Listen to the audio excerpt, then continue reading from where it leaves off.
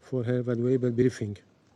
We thank Algeria, Pakistan, China, and the Russian Federation for supporting this meeting and for their clear condemnation of Israeli brutal attacks. Madam President, on 13 June, Israel launched a large-scale, unprovoked military attack against the Islamic Republic of Iran. Civilian cities, including Tehran, Isfahan, Shiraz, Tabriz, and Kermanshah, were deliberately targeted. The strikes were planned and systematic, killing senior military officials, scientists, professors, students, doctors, artists, athletes, rescuers, and ordinary civilians, including women, children, and infants. Many died in their sleep. These children killed in their bed. Hundreds of civilians have been killed and thousands injured. The aggression continues. On 16 June, Israel attacked Hakim Children's Hospital in Tehran, Farabi Rehabilitation Hospital in Kermanshah, and Iranian Red Crescent Society building and medical ambulances. These are only a few instances of the brutality and gross violation of international humanitarian law by Israeli regime. At least 2 pregnant women and their unborn children were killed. On the same day, Israel struck the national broadcaster IRIB during a live broadcast, killing journalists and humanitarian workers. Just today, Israeli regime inflicted damage to 2 other hospitals in Iran, endangering the lives of patients and medical personnel. Up till now, 5 hospitals have suffered from heinous attack of Israeli regime, along with physicians and humanitarian personnel who have been killed or injured. There were not accidents, there were not collateral damage, they were deliberated war crimes, acts of state terror, and example of barbaric warfare. Madam President, Excellencies, and colleagues, Israel also attacked Iran's peaceful safeguard nuclear site and facilities. On 13 June, it struck the uranium conversion facility and the fuel plate fabrication plant.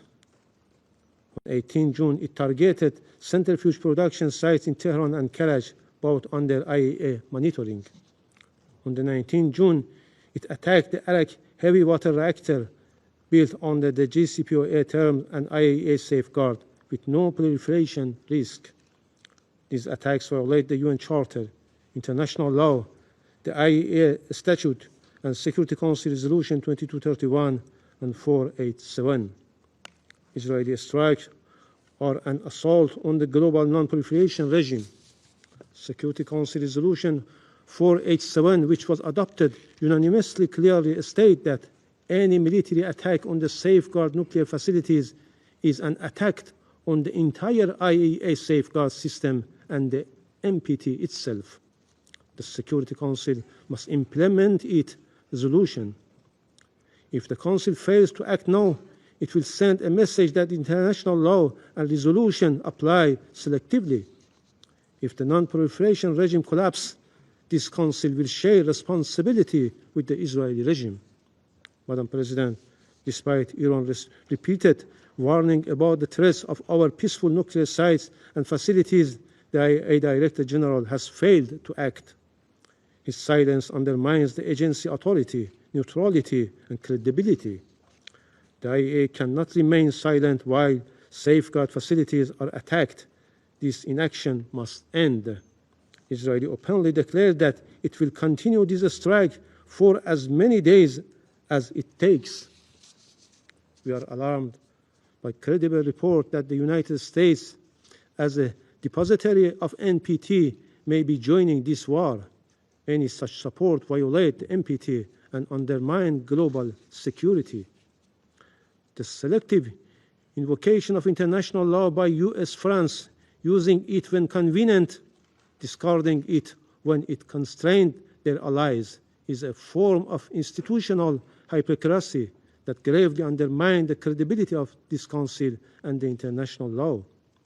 Let me be clear, Iran's nuclear program is peaceful and under the world's most extensive IAEA inspections. Iran has long advocated for a nuclear weapon-free zone in the Middle East. Israel is the only possessor of undeclared nuclear weapon in the region. It refused to accede to the NPT and blocked regional disarmament efforts. Madam President, Israeli aggression violates the UN Charter.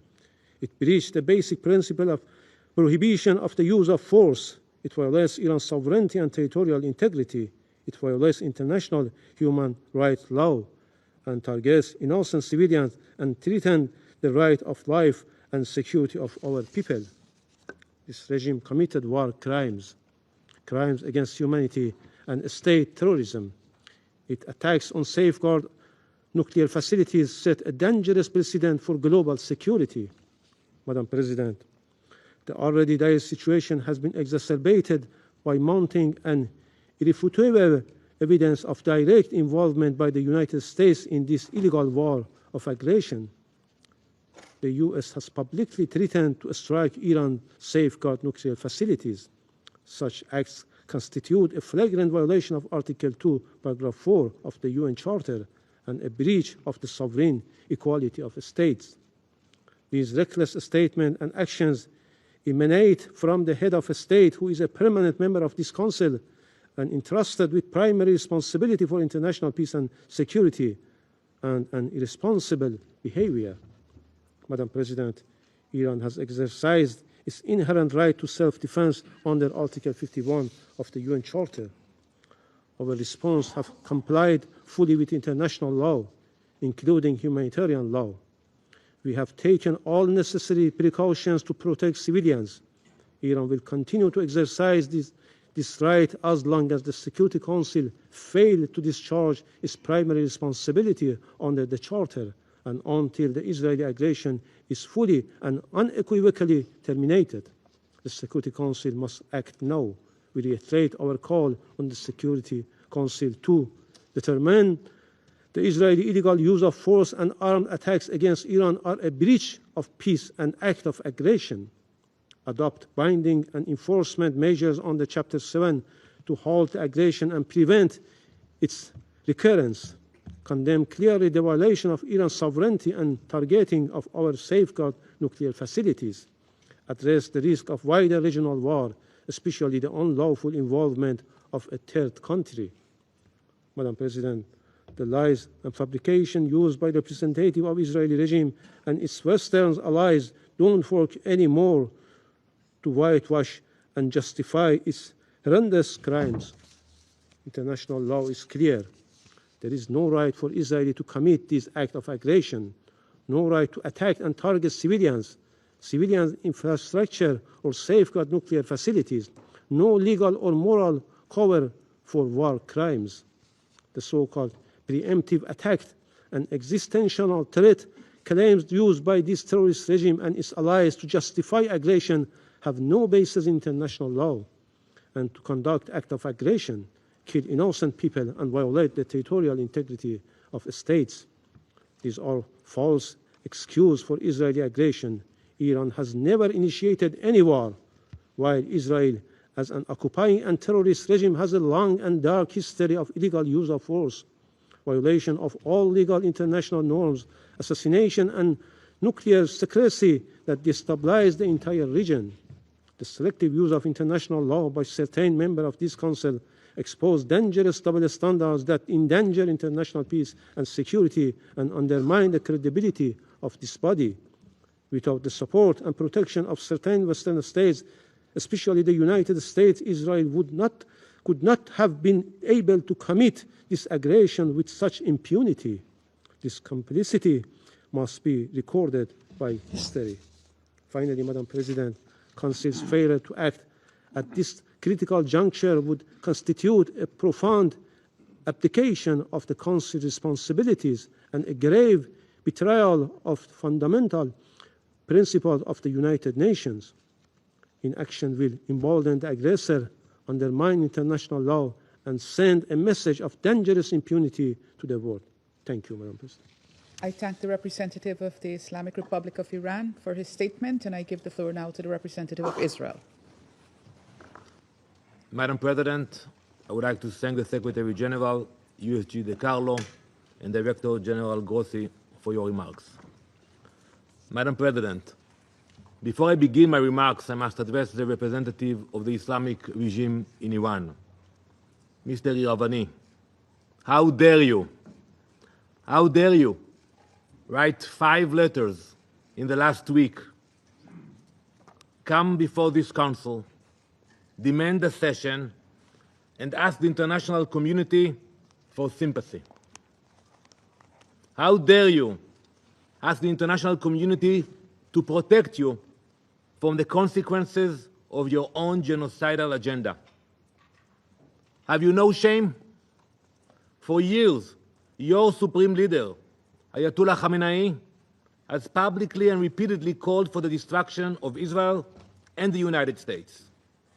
In May 2024, he declared, and I quote, "The divine promise to eliminate the Zionist entity will be fulfilled." In May 2025, he said, and I quote, "The Zionist regime that is a lethal, dangerous, cancerous tumor should certainly be eradicated, and it will be." These statements are your regime's policies. Your government has attempted the assassination of Prime Minister Netanyahu. It attempted the assassination of President Trump. Your operatives have plotted to attack Jewish communities and kill Israeli civilians across the world. Now,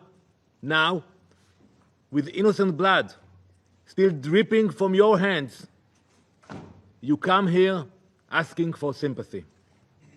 You demand protection from this council while plotting the extermination of my people. It's enough. Enough with the performances. Enough with the theater. How can this council allow the representative of a regime that funds, arms, and orchestrates terror across the world to come here and play victim? It's like a wolf complaining when the shepherd fights back to protect his flock. So innocent. Mr. Iravani, please clarify to us. Do you support the destruction of Israel, a UN member state? Do you support the assassination of our elected leaders? If you do not, say so. We are all here, waiting.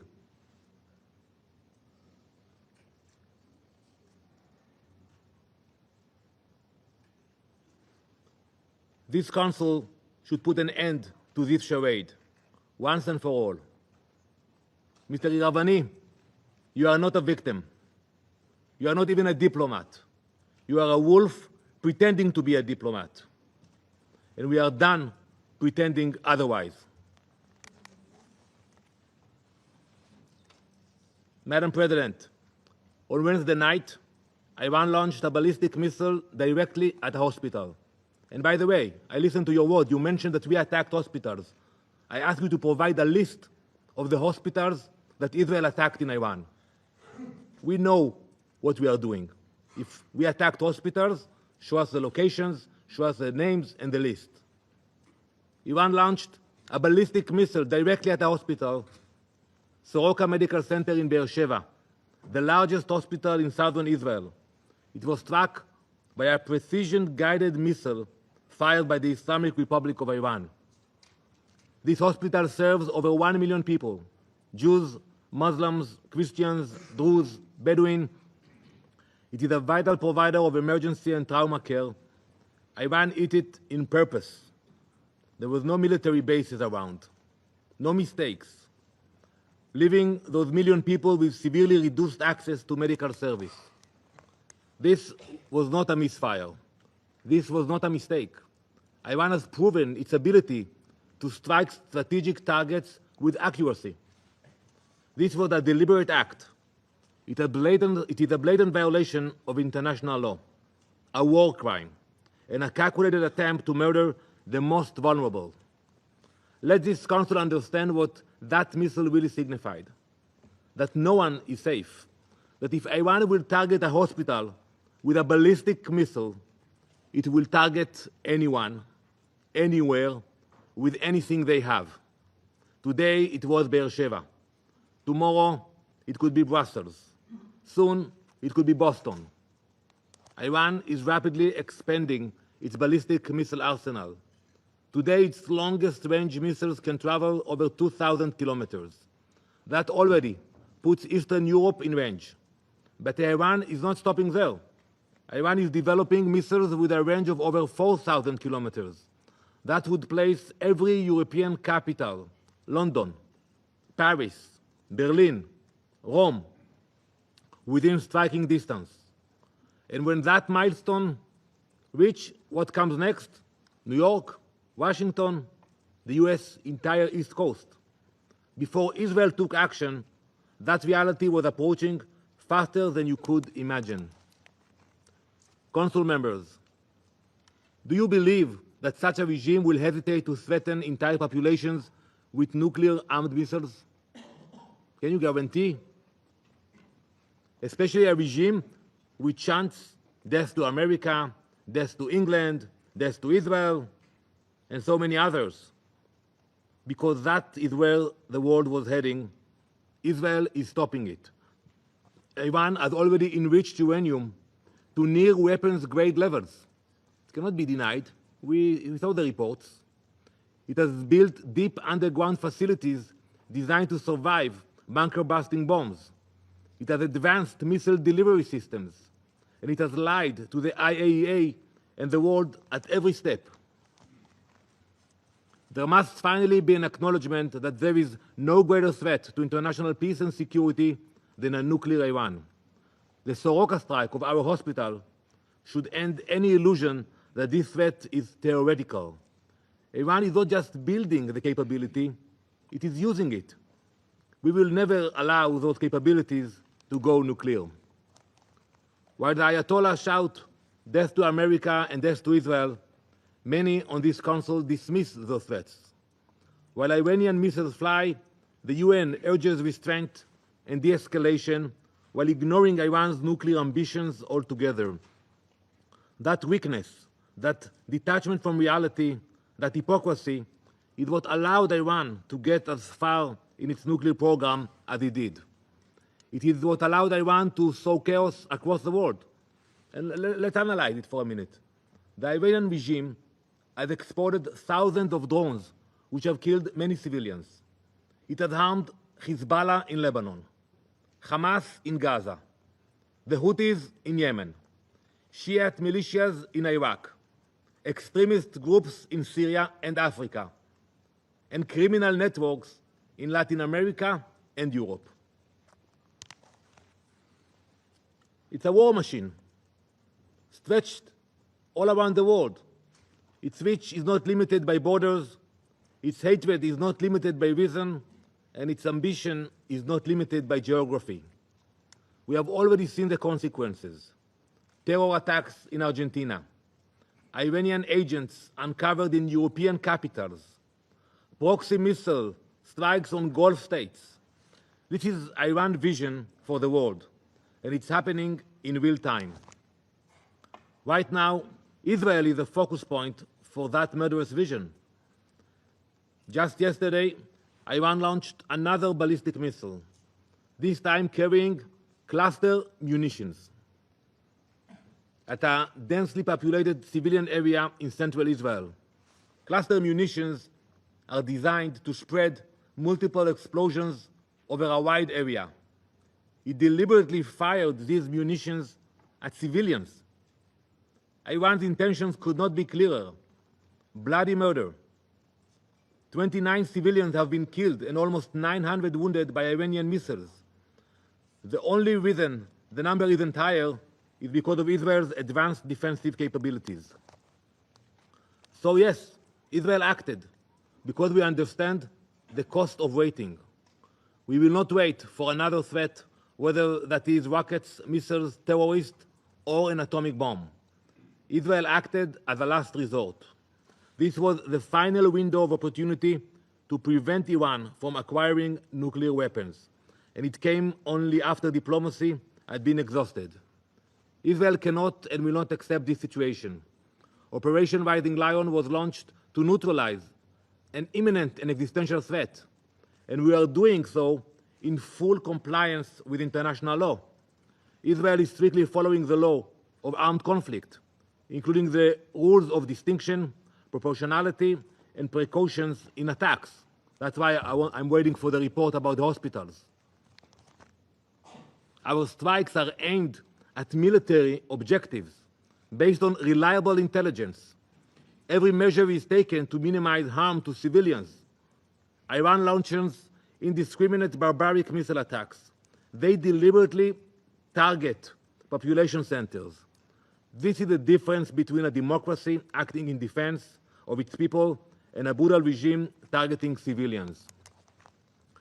Colleagues, it is Israeli civilians running for shelter now, every day.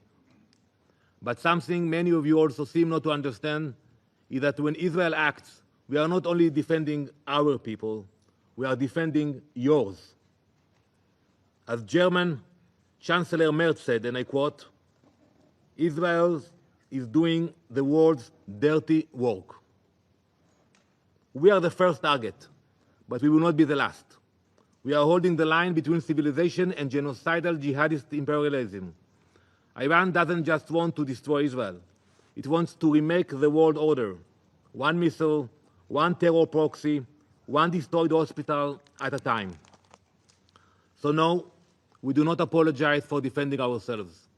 We do not apologize for striking Iran's nuclear facilities. We do not apologize for neutralizing the threat. Because while some here raise their voices when Israel strikes a ballistic missile site, they fall silent when Iran strikes a surgical wound. Some condemn us for destroying a drone factory, but say nothing when Iran hits a residential building. That is not balance. That is moral collapse. We are doing what this council should have done long ago. We are acting where the international community hesitated.